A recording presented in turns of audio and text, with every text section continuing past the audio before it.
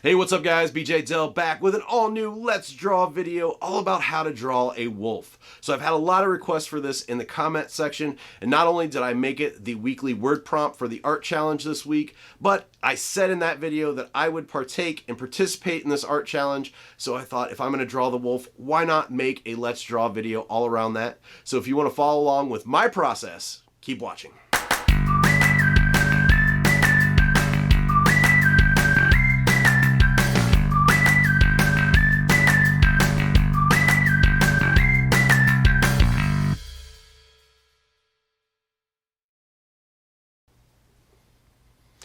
Alright guys, so let's go ahead and get started. Like I said, we're doing a wolf drawing today, and I'm actually going to use some reference photos for this one, so this will be kind of a how to use reference photos tutorial as well. So let's hop over here and just look up. Just kind of want to do the head, so let's just do wolf head. We'll see what we can find here.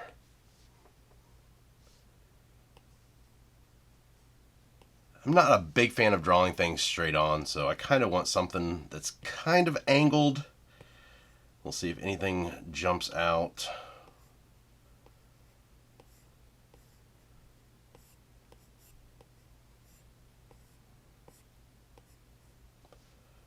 Well, that's a drawing. I don't really like to use drawings in reference photos. I much rather use actual photographs.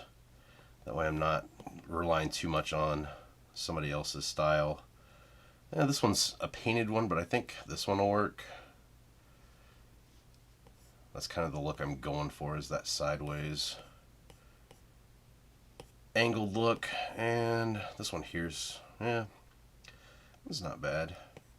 Let's see if there's something else close.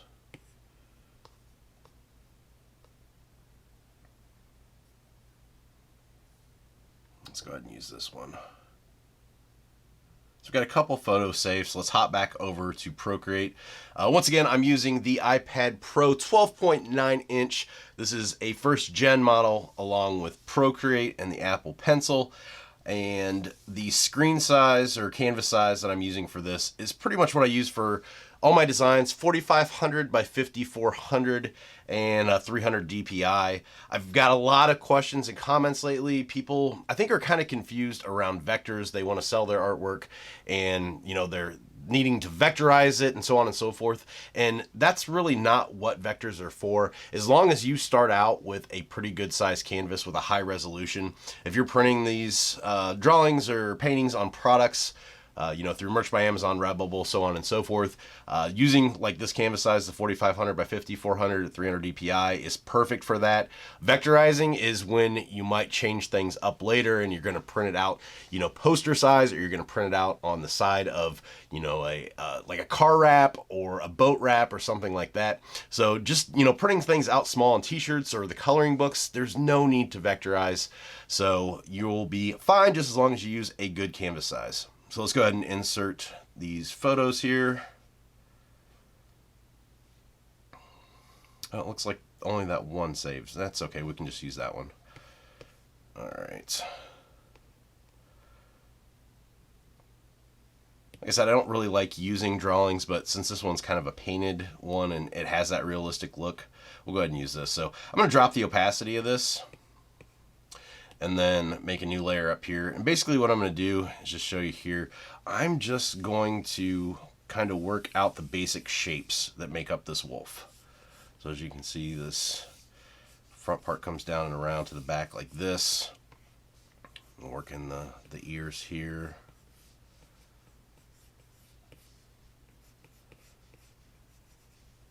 Now I'm not actually going to trace this. This is just working this out on a separate layer here.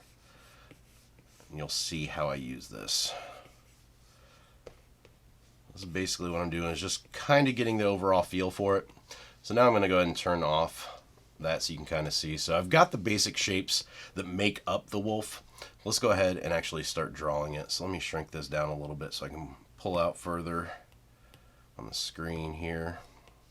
And now I'm going to go ahead and drop the opacity of that one down so I don't get too distracted. And then I'm going to make a new layer. And I usually like to start out my sketches just with this blue. Just makes it nice when you go back in and drop the opacity. So I know some people use different colors, but this is what I use here. And I'm using the natural inker brush, and the link for that is in the description to the video. This was a brush that's actually available through the Procreate forums that I found years ago, and the link is actually to the forum post. It's not actually to the direct link to the brush, so definitely download that if you haven't yet. And then if you check out my video on how to get smooth lines in Procreate, I show exactly the settings that I use for this. So check that video out if you haven't yet, because just using this straight from the download, you're really not going to get the same look out of it. So you'll see here, I'm just kind of blocking this out now.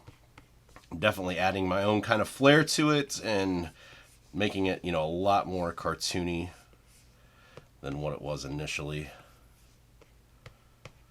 I'm going to kind of do a sly look for the eyes here.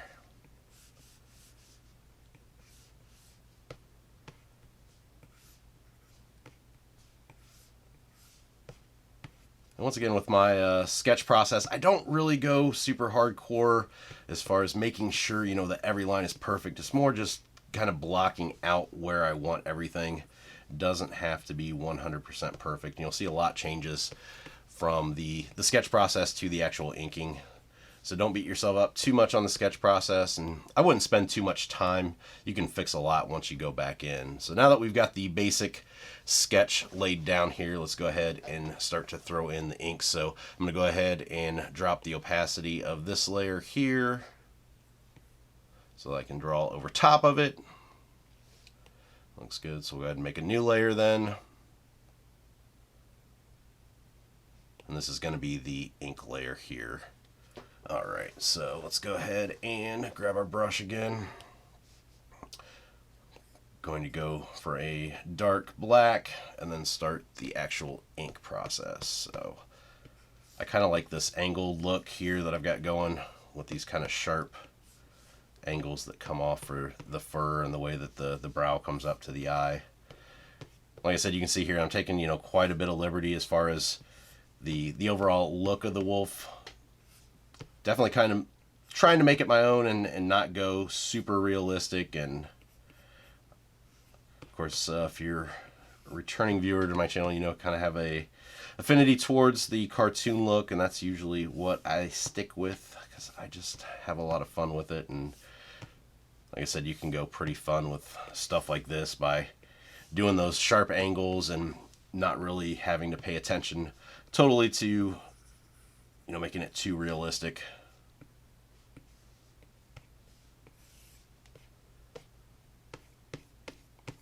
And the reason I'm doing this one, if you're new to the channel too, every week I do a weekly design art challenge review video to where I give you a word of the week. And this last week's word was wolf. So I've had some people in the comments section ask me to do a video on wolves. So this is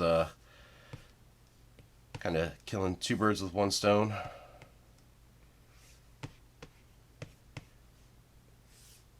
So the video for that then, if you want to check that out, there were some really cool wolf drawings this week. The time of doing this video, I haven't recorded that one yet, but I'm actually going to put that one up first. So, all right, now I'm going to go ahead and turn on Streamline. This kind of makes your lines a little bit smoother. I only use this really when I'm doing a large swooping kind of motion like that, just to get it really nice and perfect. I prefer just using the Streamline turned off for the regular designs and the regular lines. I like the way that the brush works and the kind of tapers that you can get that you can't really get with that Streamline. Can do this spiky hair coming off the top here.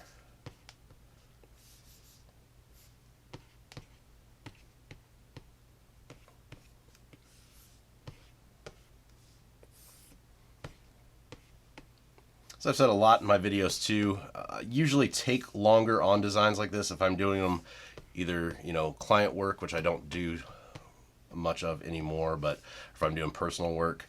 So if you see these videos and I'm going pretty fast, would usually take a little bit more time just making sure that the lines are perfect, and I just like the way that everything flows together. But you know, these videos sometimes don't get watched all the way through, so I try to make them as bearable as possible with the time that I've got. You'll see sometimes these lines come out a little bit thicker than I want, so very trial and error as far as erasing and going back in and creating strokes over and over again.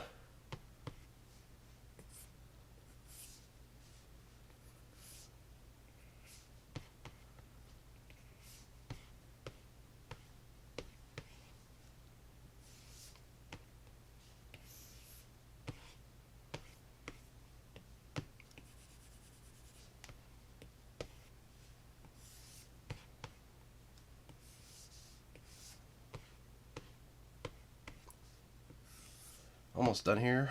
Just got to get these. Let's see, basically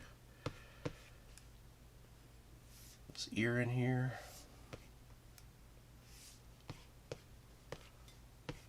I want to keep this a little bit more curved like the other one, so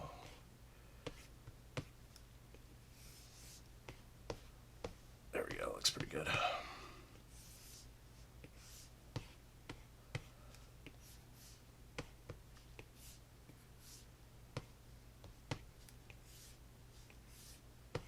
And if you don't like the way that the taper comes off, so I just did there, you can actually go back in and, you know, do some erasing to make those tapers have a little bit sharper end to them.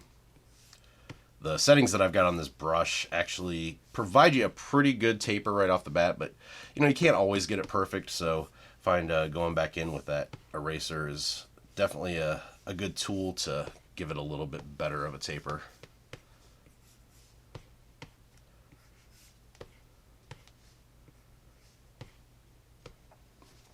All right, I think that's pretty good. So let's go ahead and turn off our sketch layer. I'm going to turn back on this one so I can kind of see for colors here. Pull it up a little bit more back here.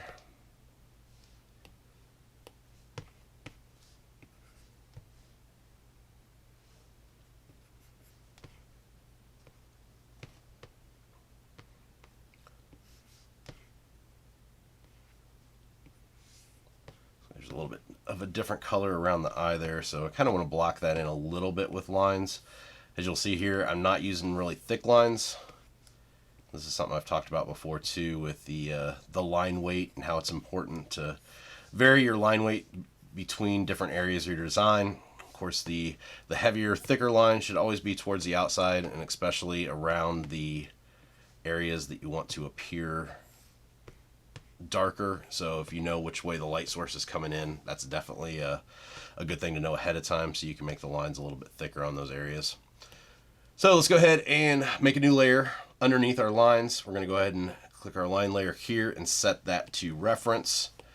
And let's go ahead and start throwing in some colors. So I kind of want almost like a grayish blue for this, so drop this in. And there we go. Now with the color drop threshold, you'll see when you drag and drop this over, some people are getting white lines in between the color and the black line. And you'll get that if your color drop threshold is turned down too low. So you want to make sure that this is almost all the way to the top. You don't want to go too far because it will fill in everything. So you get it around the point where it almost hits to where it fills in everything. That's kind of what you're shooting for. So if you're getting the white lines, or also if it's filling up the whole screen, that would be why.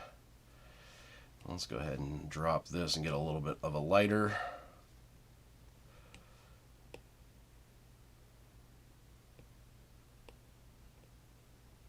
I almost want it to have that brown tint to it, so let's go ahead and do that. Now with this, there's a lot of areas that aren't filled in all the way, so I'm not going to do the drop on this.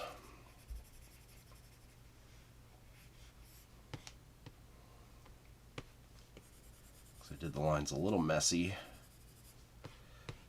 Like I said, with the certain lines that I did up here too with the eyes, I didn't want them too thick, so I didn't worry too much about making sure that they were perfect.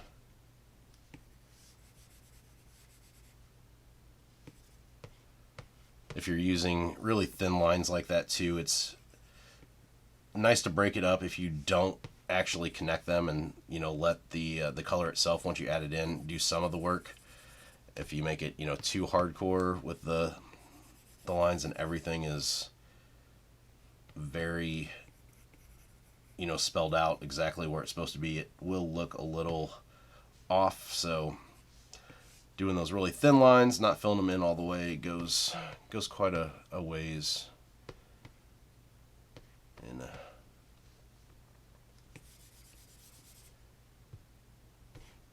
making it look nice and believable. And even though it is a cartoon that we're doing, we still want to have it read correctly. It doesn't have to be perfect, like a realistic painting by any means, but at the same time, we do want it to flow well for the viewer.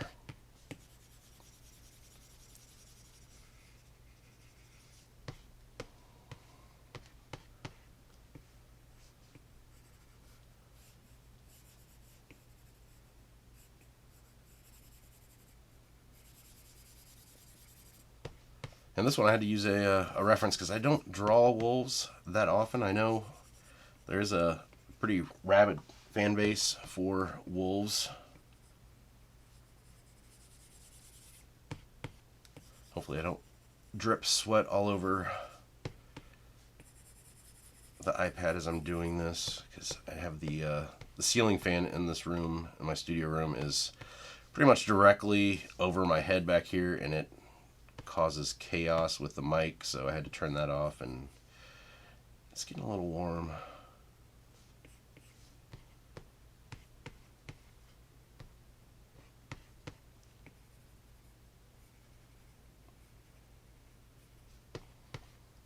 I don't really like coloring in like this either. I like the drag and drop because it saves so much time, but like I said, on certain designs like this, you might have to if you don't have all the lines connected and you don't want them to connect, because you're going for that kind of loose look.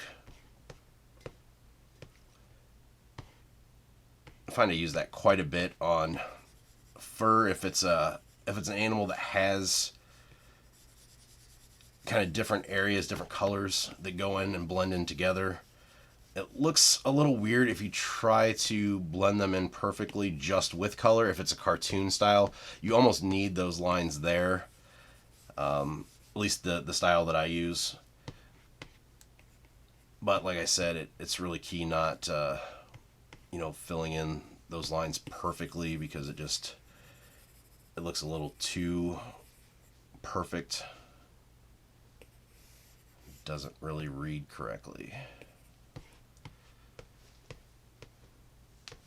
Alright, color this last part in here.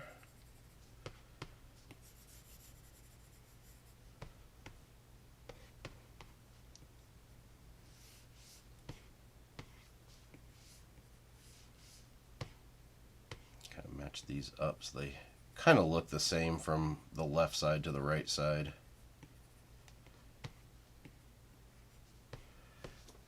That looks pretty good.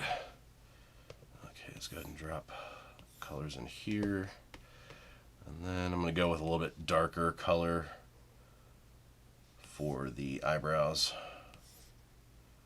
so those kind of stand out. Okay, so let's go ahead, and I'm pretty much good on my colors, so let's turn off this reference here. I'm going to add a weight up here to break this up. And when I do cartoons like this too, I don't really go crazy and go in and do, the nostrils and all that. I keep it fairly simple on designs like this for the style-wise. I just think it personally works out better. Let's go ahead and make a new layer. This is going to be our shadows. So I'm just going to start to go in here and kind of block out. I start with a really dark black. I don't worry about dropping the opacity until I've got enough space taken up so that I can see exactly how it looks. And I usually wait till I have multiple colors with the shadow on it. So, I need to see if the shadow layer working on this kind of off-white color here is going to look good on one layer with the, the darker grayish blue up here. Sometimes you might have to make two different shadow layers. I think that looks pretty good there. Alright. And I want to fix this nose color here a little bit.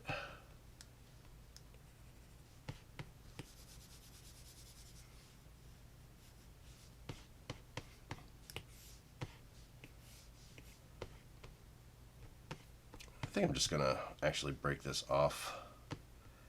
Instead of trying to do those lines coming down to make it look blended together, I'm just going to do that, kind of continue that sharp angled look. I think it looks nice to continue that there. So go back to our shadows and fill in a little bit more here.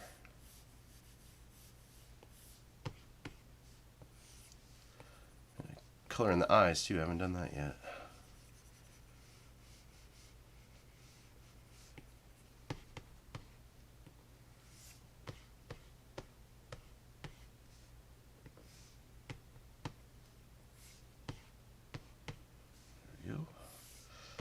Then I've got the light source coming in from this top left hand corner, so everything's going to follow that.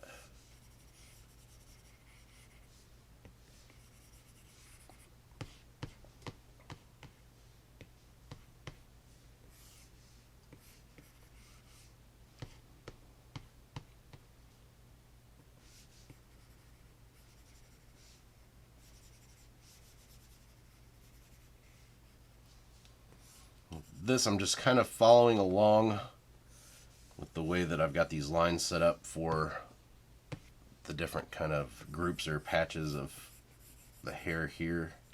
Just the way this coat comes down and around, I just kind of want to follow those lines for the shadow and build that up as I'm going.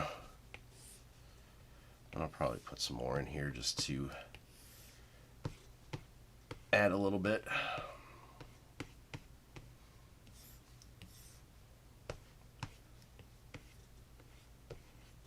You'll see here too, I do this quite a bit. I'll erase along the edges of certain areas so that the shadow doesn't go clear to the edge.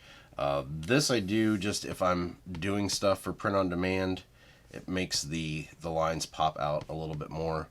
Kind of saves you the hassle if you don't want to add a stroke to this later. You can do this and you can still see the colors and they don't get too dark by the time that they hit that black line. If you're doing this like on a black shirt, that kind of helps to break up that line. So that's the thought process behind that. And just really do it on the areas that touch the outer lying area.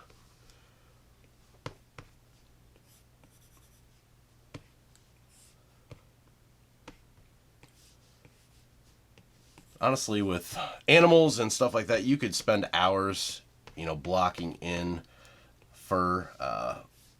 Obviously, if you do it realistically, it's going to take forever. But even doing a cartoon look or,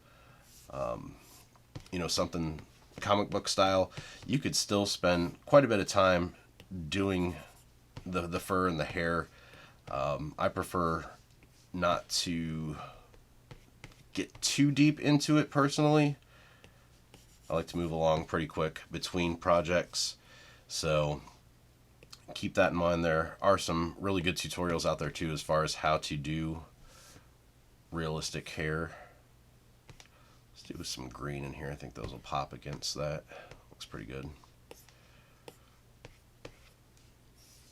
Oops, go back to our shadow layer here.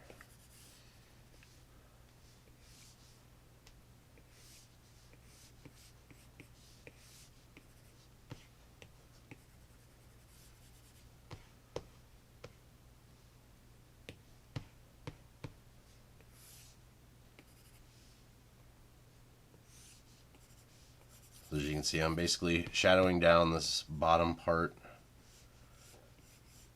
that's, you know, further away from the light source. I'm still leaving some gaps down here for some kind of impromptu highlights that aren't actually on the highlight layer. So it looks pretty good there. Let's go ahead and add new layer now. We're going to go ahead and do highlights.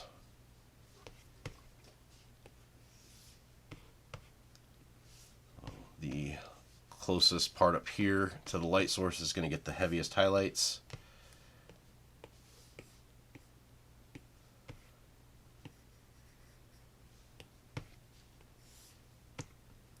And the highlights are something you really have to work with to make sure you don't get them too bright.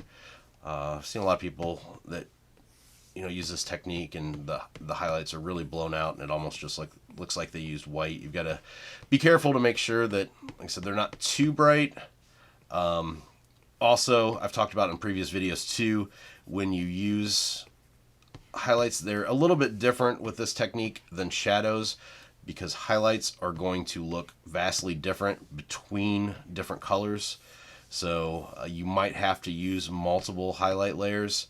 The highlights on a dark color are going to appear a lot different than highlights on a light color. So trying to get a balance between them sometimes is pretty difficult. So by using two different highlight layers, you can kind of combat that and get a little bit more control over the look of that highlight. Do a highlight up here to kind of break these up a little bit.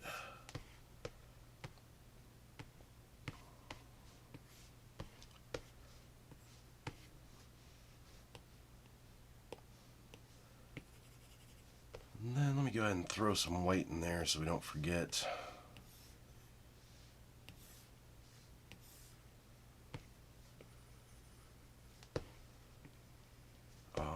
So there's that part of the wolf. I think we're going to go ahead and throw a background in this one because I've talked about backgrounds in the last couple of videos, and I usually don't do them on these videos. If I end up posting one of these designs on Instagram later, I'll usually throw a background in later after the fact of the video, but let's go ahead and do that here. So I'm going to kind of move this around and center it just a tad bit. Go right there. Oops. And I'm just going to do just like a round moon circle here in the back, like a pale yellow color.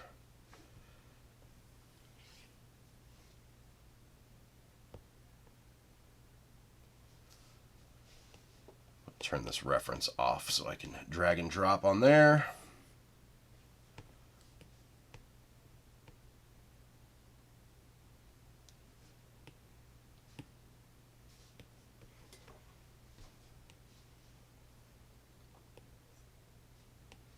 And then I'm going to alpha lock this. I can color in just a slight shadow on here. Let's use the touch ups and go to the noise brush. Do a slight shadow on the side.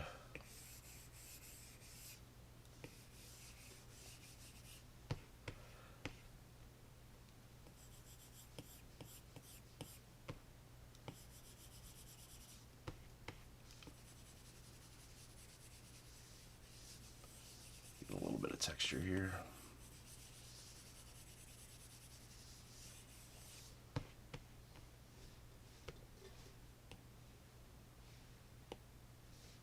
All right, and there we go. That is how to draw a wolf.